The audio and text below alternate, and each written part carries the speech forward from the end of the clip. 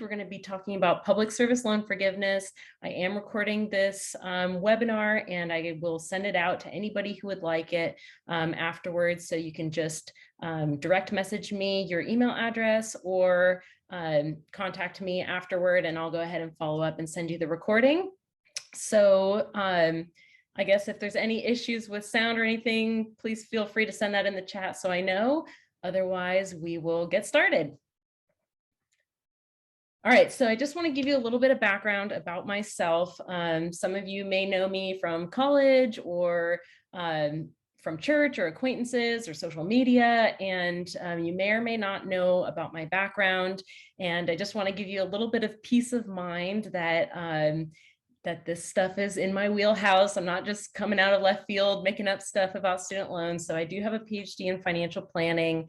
And during my time in my doctoral work, I really focused on financial stress, debt management, and then kind of through that, just student loan repayment strategies and really diving into especially this public service loan forgiveness program. So I have kind of that background. And then of course, with the waiver that's come out recently, that's only been around now for, 8-9 months. And so a lot of us, even who are very familiar with the student loan space, we're still kind of learning about the waiver. We're learning about how the Department of Education is handling different scenarios. So, there's still a lot to be learned in this space, but I just want to give you kind of that assurance that this is something I'm really passionate about, and I'm staying up on top of any updates and changes that are coming down the pipeline. And so I just want you to kind of know that you can have somebody in your corner as you're navigating this stuff, because it is super confusing, and sometimes you just need that peace of mind that, hey, am I doing this correctly? So just kind of professionally where I'm at, I have a consulting firm that provides various consulting services for families, business owners, professionals, one of which is student loan consulting. And then I'm also a financial planner and associate investment advisor at Radix Financial. And with that company, I offer more of a comprehensive look at your finances, how to build wealth, attain your hopes and dreams for the future, along with investment management. So that's kind of my background. But today, I really just want to focus on public service loan forgiveness. So for those of you who are unfamiliar about this program, there's kind of 4 main criteria that make you qualified for this program. And I'm going to kind of run through these quickly, not spending too much time, because some of these things have changed with the waiver, or at least added flexibility. So first of all, you must have direct federal loans. Secondly, you have to work full-time for either a government or nonprofit organization. And there's kind of some criteria that fall along with that nonprofit. Either they have to be a 501c3 tax exempt organization, or even if they don't hold that 501c3 status, if they're involved in public services such as law enforcement, public legal services, nursing, counseling, mental health. There's kind of a long list of services that may still be included, even if your organization is not technically a 501c3 organization. So if you work full-time, and part-time is kind of another tricky issue that we'll discuss later. And then third, if you're making payments on your loans through an income-driven repayment plan. And then finally, if you've made 120, so that's basically 10 years worth of payments fulfilling all of these requirements, then you would qualify for total forgiveness of your loans. That's tax-free forgiveness, balance goes to zero, like the best thing you could imagine. But the problem is this program has been very poorly managed over the last, I guess, 15 years almost now. So there's been lots of problems with it. And when this program came out in 2007, and then 10 years passed and we got to 2017, there should have been a very large chunk of people who qualified for their 10 years of forgiveness. And yet in 2017, 2018, 2019, 2020, year after year after year, about 98% of the people applying for forgiveness through the program were rejected for a number of miscellaneous reasons that were poor communication issues regarding these eligibility requirements. So first of all, loans such as FFEL loans, which are federal family education loans. So even though they're called federal loans, they didn't qualify. Perkins loans did not qualify. There was a lot of confusion about whether part-time work qualified. What if you work for multiple part-time employers? Clergymen did not qualify. So even if you worked for a church that held a 501c3 status, if you were in a proselytizing role, like a pastor, clergyman, whatever, you didn't qualify.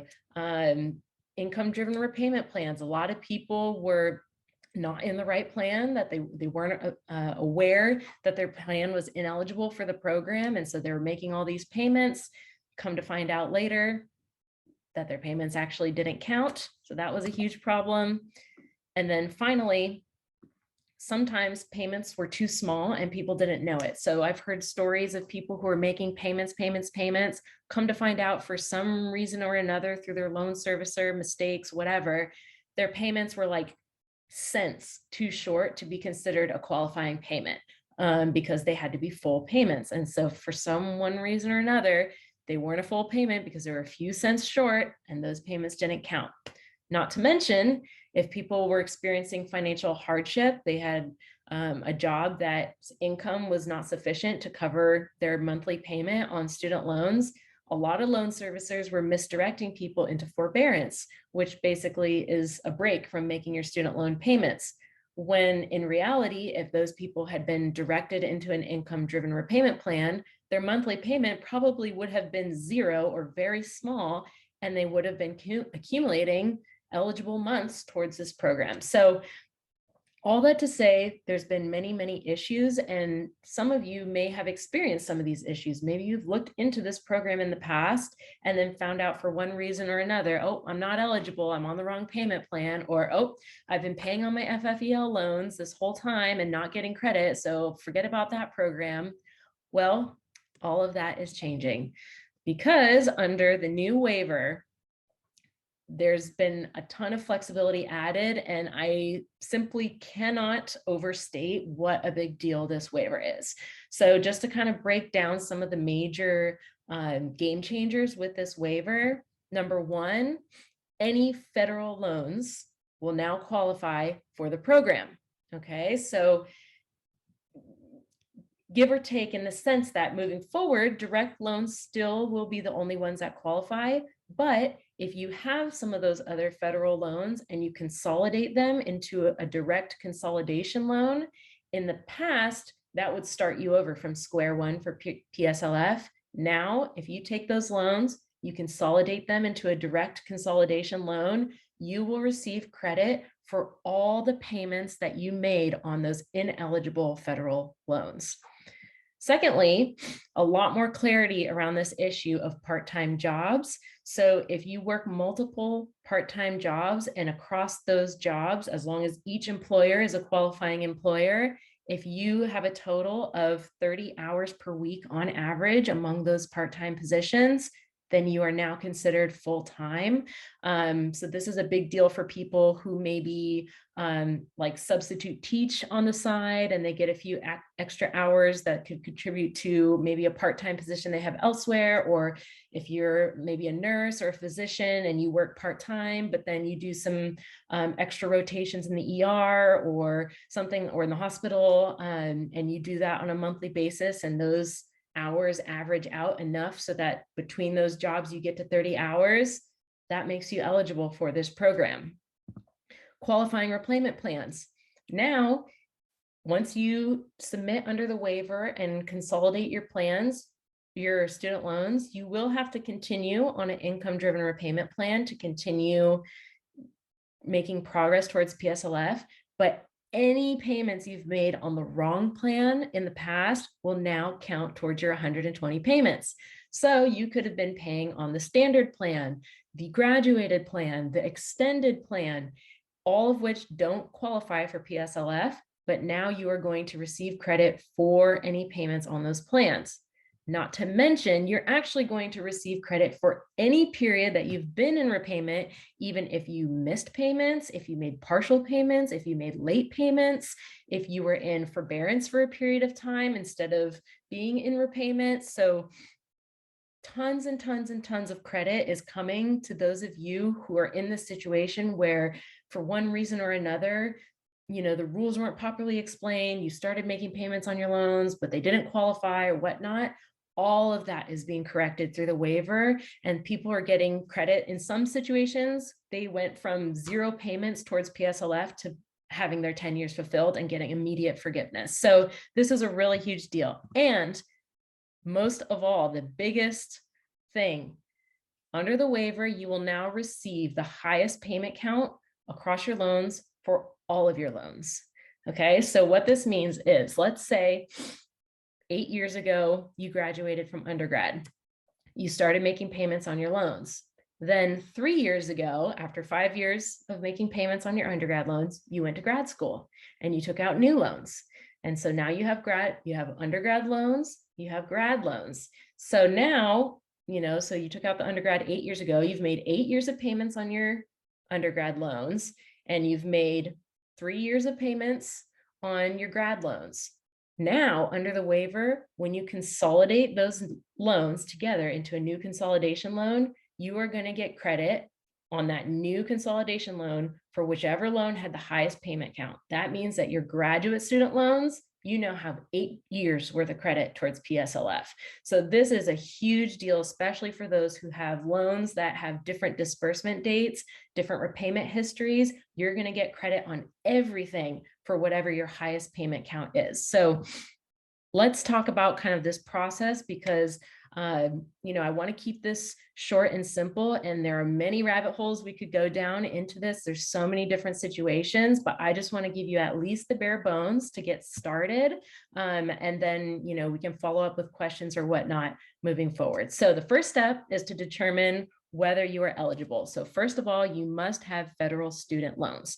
And if you're not sure, the easiest way is to go to studentaid.gov. I have the link there, and log into your student aid portal.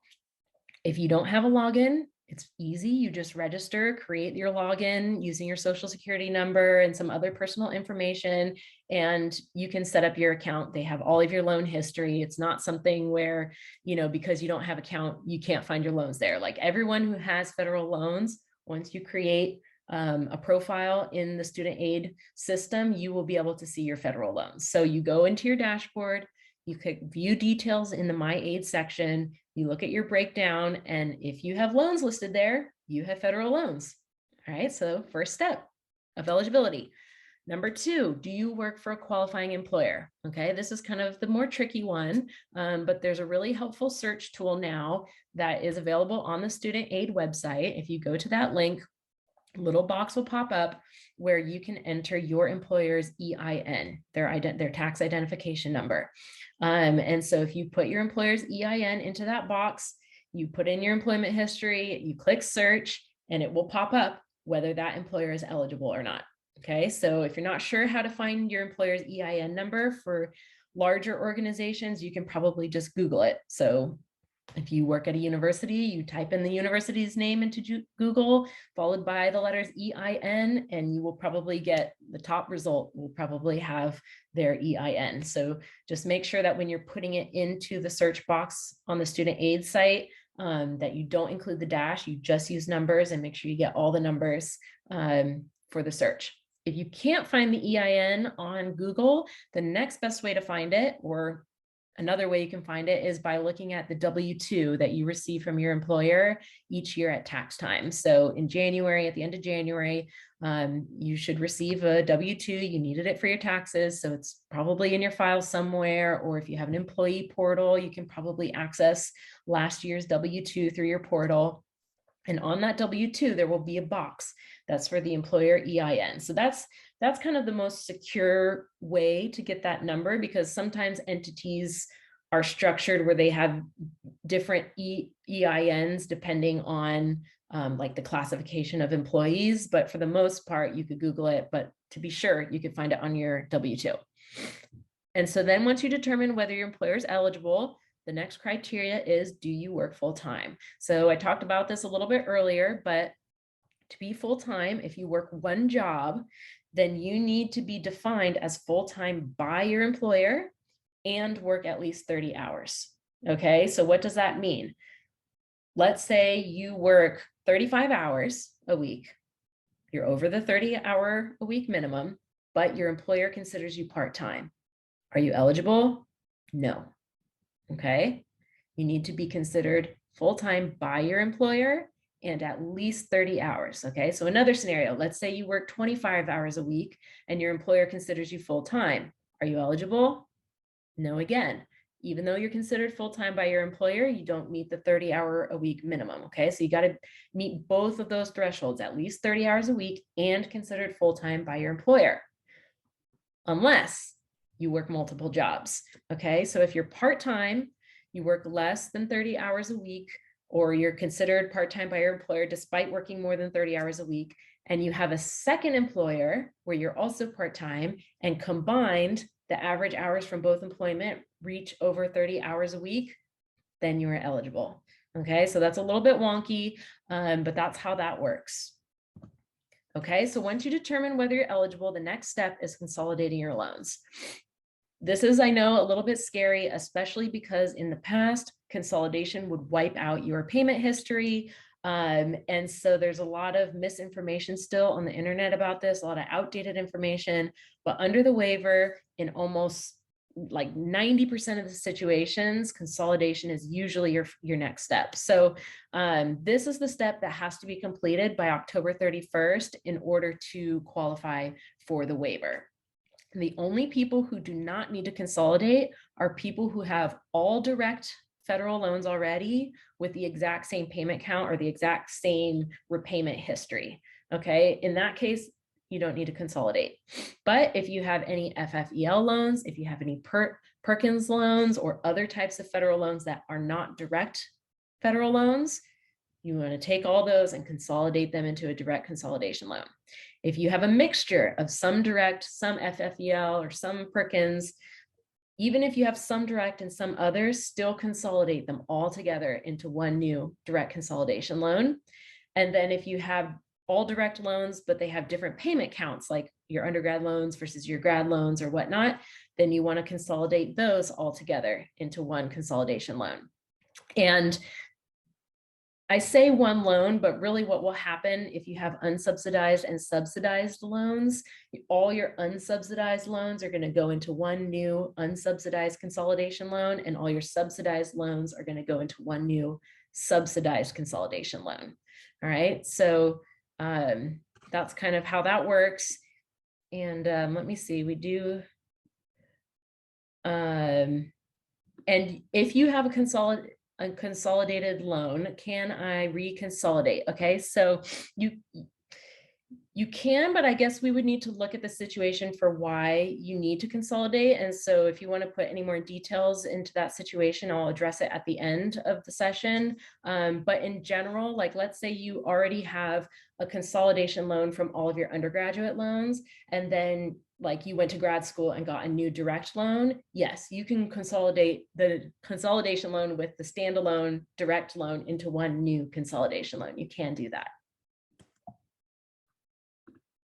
Okay, so consolidation is kind of like a scary thing. Like I said, it's like a little nerve-wracking to like do this big like change on your loans. So I tried to kind of list out the steps to the filling out the consolidation paperwork.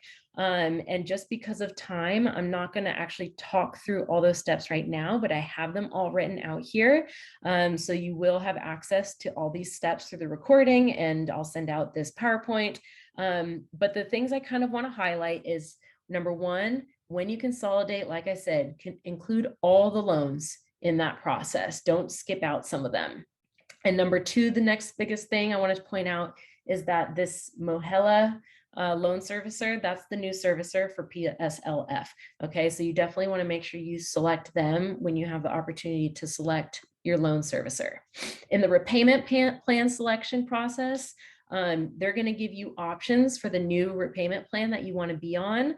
And they've included even some of those ineligible options in their list. So remember, even though you're going to get credit for ineligible plans from the past, moving forward with the program, you need to be in that eligible income-driven repayment plan. Okay, so that means that you need to select either repay, pay, IBR, new IBR, or ICR. Okay, and so make sure that you're not selecting one of those ineligible plans when you do that. And then in terms of your tax and paycheck information, there's going to be a section that you can kind of pull in your tax history from the IRS site, or you can separately kind of file your own pay stubs and income in order to determine what your payment's going to be on that income-driven repayment plan.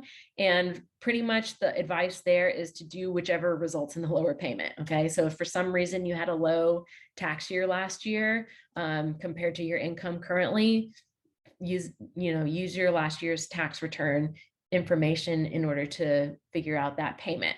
If for some reason you've had a decrease in income since last year's tax year, then you might want to submit using your pay stubs and your current income. Okay, and then as you move through, you'll go to this terms and conditions page. I highly recommend that you read that. There's a lot of information in there. But like I said, honestly, there is still a little bit of misinformation out there, or like it'll say like consolidation will restart your payment count, and then like 3 lines later it'll say, oh, unless it's under the waiver. So don't freak out if you see something like that, but do read through that so that if you have any questions or concerns, you can contact me, ask me a question about it, and I can hopefully clarify that for you.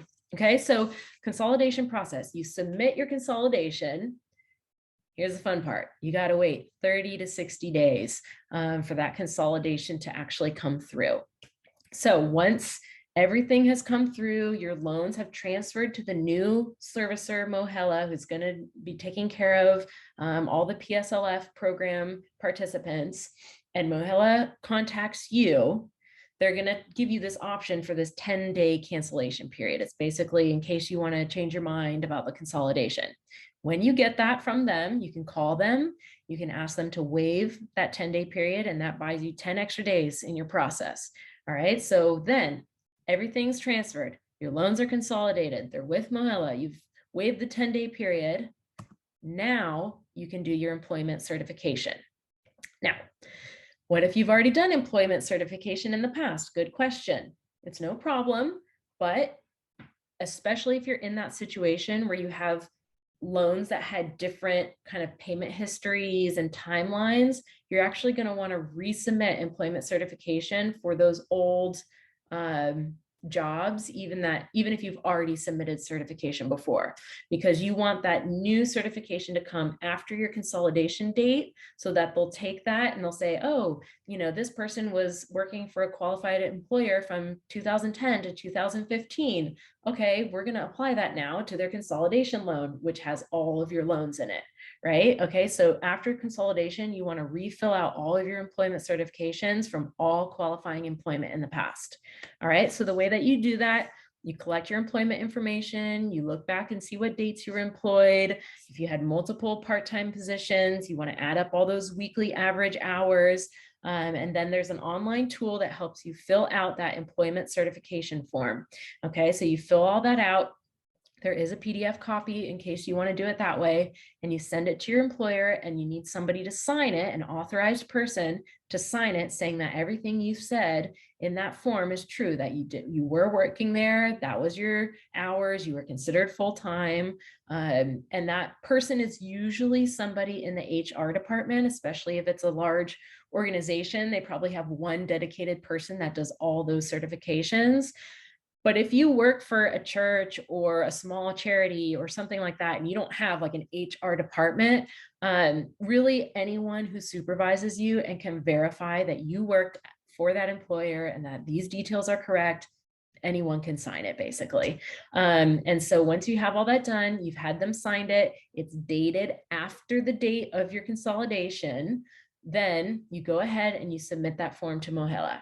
Now, some of you, if you were already in this program and working towards PSLF so far, you may already have your loans with FedLoan, which was the prior servicer that worked with PSLF. If you still have FedLoan as your servicer, you can go ahead and submit that employment certification to Fed Loan. But if you consolidated and everything got moved to Mohela, submit it to Mohela. Or if you have a different loan servicer and you don't have a need to consolidate, so your loans are still sitting with Navient or Great Lakes or something like that, still send your employment certification to Mohela, and then your loans will be transferred over to them. And then you wait, okay? This, like I said earlier, is a painful waiting game, but a typical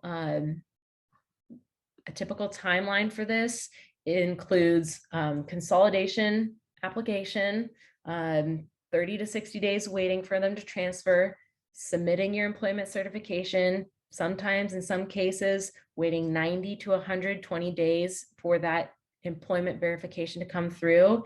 And just to warn you, what happens in many circumstances is once your employment verification comes in, your portal will be updated with your PSLF count, but it will only include payments since you consolidated. So like if it's been 3 months since you consolidated, it'll be like, yay, your employment's verified. You have 3 payments towards PSLF. And then you're going to freak out, be like, what happened to the other 90 payments I already made? Don't worry. That's just kind of the standard process that it goes through. And then they kind of do this deep dive into your payment history. They research your prior loan servicer and all the data through the Department of Education, and then they update everything and re-update your payment count according to the waiver. Okay, so I suggest that in this process, you save any records of your payment history from prior loan servicers, just so that you have that on file in case there's any issue. But just know that that kind of process of updating your PSLF count, it takes time, and sometimes it happens in stages. Okay, so don't freak out. Then moving from there, if you're not already eligible for the 10-year forgiveness, then you just keep making your monthly payments on that new IDR plan. You recertify your income every 12 months or sooner if you have a reason to do it sooner. Like if your income decreases, you get a new job, your income decreases, you'll want to go ahead and recertify your income sooner so that your monthly payment can be lowered.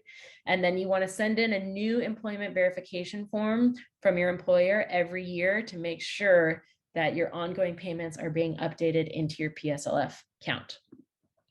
All right, and then step 5 is the trophies in the letter. Okay, so trophies is basically the stage where in federal student aid website, you get this beautiful trophy with a message saying you've made 120 qualifying payments. And then it says, oh yeah, and by the way, you should keep making payments until it's confirmed.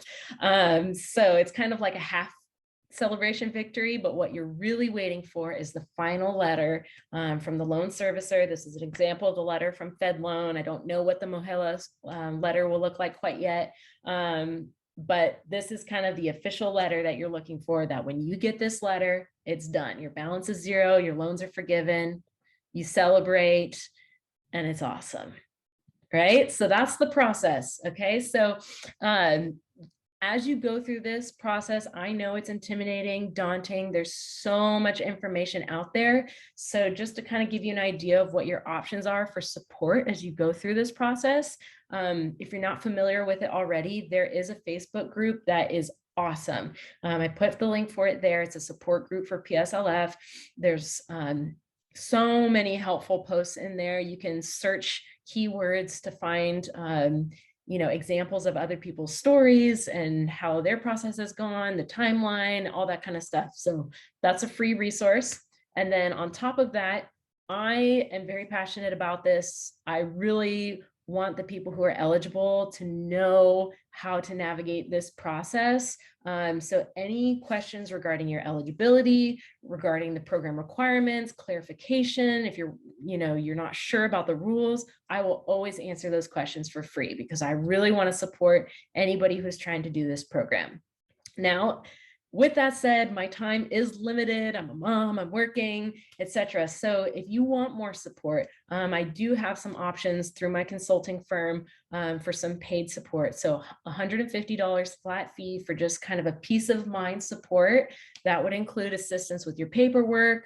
That would be reminders for your annual certification of income and employment. And honestly, it's just the peace of mind knowing, okay, Kristin's watching over my shoulder and making sure that I don't do something stupid with this or out of order or whatever.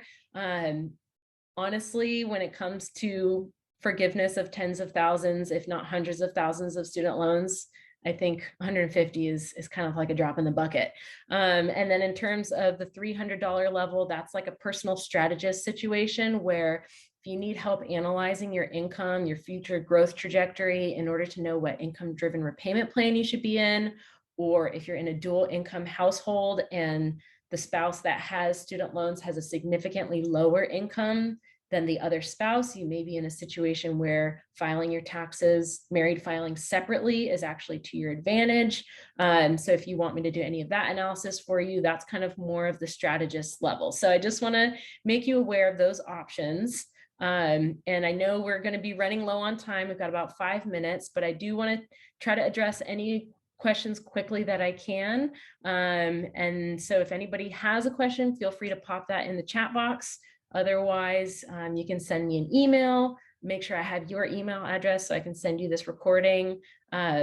Really hope this was helpful to you, and I'll stick around here for a few minutes in case anybody has questions.